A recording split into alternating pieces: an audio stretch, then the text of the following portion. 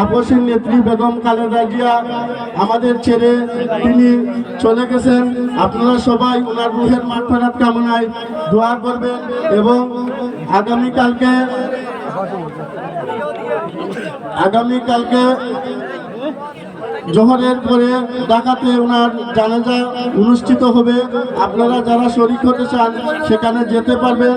আর আমাদের এখানে শ্রীমঙ্গল কমলগঞ্জে 4 আসনের মাননীয় সংসদ সদস্য আলহাজ মুজিবুর রহমান চৌধুরী তিনি এখানে উপস্থিত হওয়ার কথা ছিল। ওনার পক্ষে দুরুদ ভাই সহ আরো অনেকে উপস্থিত হয়েছেন। উনি দোয়া চেয়েছেন আপনাদের সকলের কাছে এবং কিছু সহযোগিতা তিনি হাদিয়া পাঠিয়েছেন। এজন্য সকলের কাছে ওনার জন্য দোয়া করবেন। আসসালামু আলাইকুম।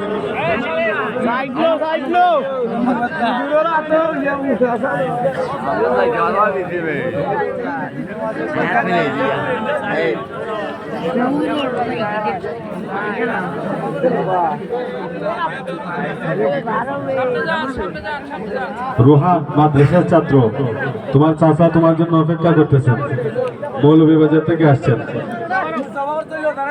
আর সম্মানিত তাওহীদি জনতা,